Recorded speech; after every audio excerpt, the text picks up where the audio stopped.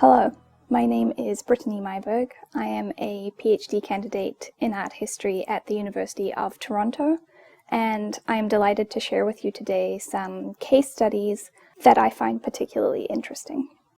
The Oceanic world might be considered as a zone of interaction across a sea of islands. Given the diversity of art, culture, and history within the enormous zone of Oceania, this video considers very select examples of art and material culture. As a Pākehā scholar from Aotearoa, New Zealand, many of these examples look at artists working within the context of Aotearoa, and it should be noted that this is in no way reflective of the wide diversity of artistic and cultural production across the Pacific. One conception of the ocean is that it is the connector between all lands. Epeli Hauofa's seminal essay, Our Sea of Islands, is written in defiance of the borders created by the Western ethnological constructions of Melanesia, Polynesia, and Micronesia, and in resistance to the categorization of the Pacific as a collection of small states. He makes a key distinction between viewing the Pacific as islands in a faraway sea and as an oceanic-centered sea of islands. As historians of the region focus on connections through time, they examine themes that include the creation of regional and transnational trading networks across the Sea of Islands, the history of human migration, and global processes of imperialism, colonialism, and moves towards decolonization. Something that scholars of the region may also consider is the notion of fine art as a category that has been used to establish a hierarchy of certain aspects of visual and material culture. It should be underscored that many of the objects that we have come to know and appreciate collectively as oceanic art were removed from their original context and often taken to be part of ethnographic collections. To critique the visual misrepresentation of Pacific peoples in Western art, and to insist that Indigenous peoples throughout this region are authorities on their own artistic production, scholars might employ methods aligned with post-colonialism and examine the impact of settler colonialism within this region. Mobility, navigation, and migration are key themes explored within the history of oceanic art.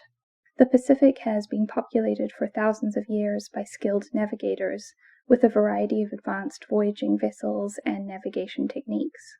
Art historian and curator Maya Nuku has written on the ways in which material culture was also employed to animate the genealogical relationship that connected those who were voyaging to new locations with their ancestors across island nations.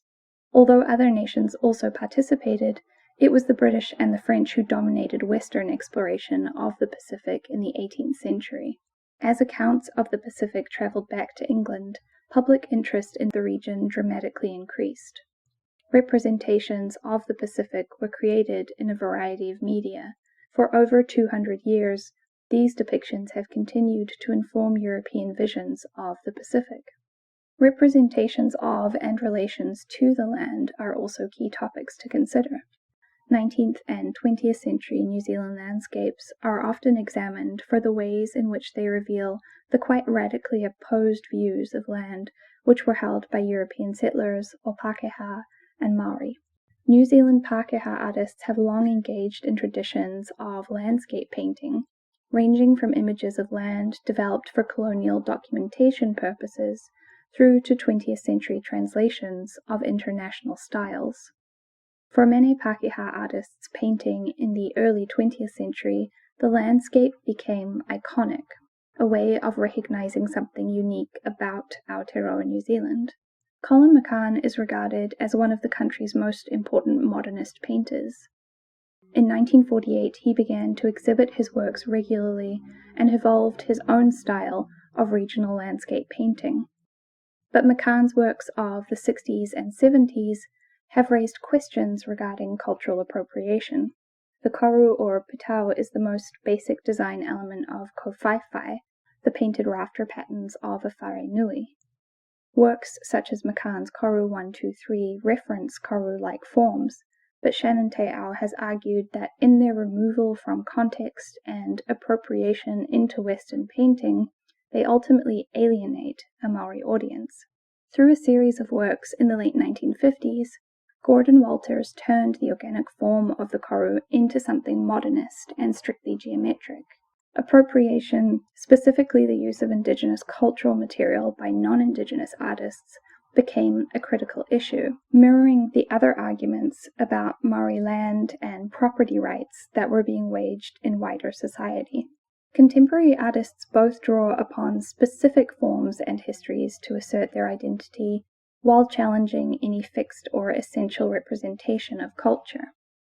Many contemporary digital works have a historical orientation, but assert specific identity and demand a political voice in the present and future.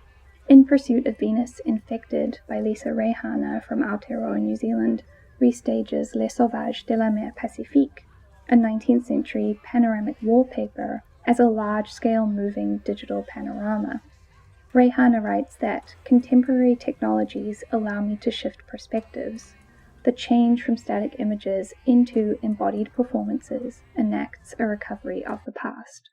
The title of Kariyama Taepa's work Whakapi is a play on the term whakairo, the process by which a material is chiseled away to reveal a form. Whakapi, on the other hand, rather builds form, referring to sculpting digitally.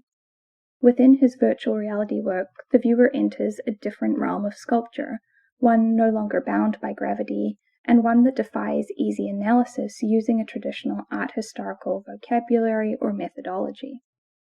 Contemporary artists continue to draw upon both the forms and techniques of textile traditions, including the production of bark cloth or hiapo, quilting or tavaivai, and various practices of weaving. John Pulley is a poet and visual artist whose work merges contemporary ideas and Pacific practice. Pulley's Pulenoa triptych is a large three-part mural dealing with images of decolonization and the long-standing migration of Pacific people.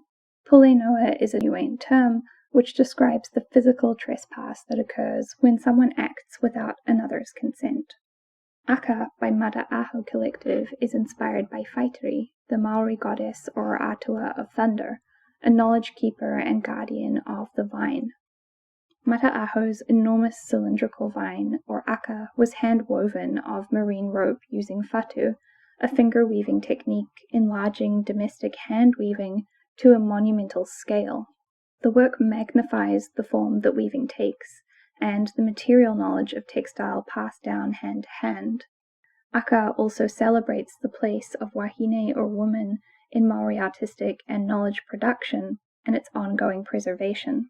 Deeper histories of forced migration and repercussions are also examined by contemporary artists. The Post-Plantation series by Jasmine Togo Brisby presents 3 distinct portraiture images that span 3 generations of one family from mother, daughter, and granddaughter. Togo Brisby's lightboxes examine the practice of enslaving Pacific Islanders for forced labor, in particular on sugar and cotton plantations in Australia. The repossession of colonial imagery occurs most clearly in works by Oceanic artists who dismantle stereotypical images of Oceanic islands as paradise. Investigations of imposed binaries throughout history, narratives of migration and fluidity, are examined in works by Japanese Samoan artist Shige Yukikihara. In the series Fa'afine in the Manner of a Woman, Kihara makes powerful statements about the depiction of Samoan people, societal roles, and gender. Embodiment or the recentering of the body is also a strategy employed by Patti Solomona Tyrell, who similarly negotiates or confronts questions of a colonial gender binary.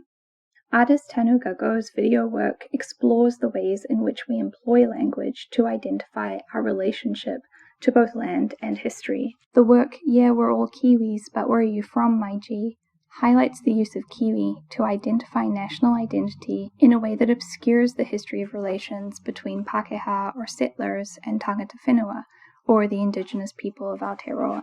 History contributes to our understanding of our surroundings, so by thinking critically about art history and the ways in which art historians use narrative, we can raise thoughtful questions about the meaning of history and art historical writing vis-à-vis our daily lives and the current geopolitical climate.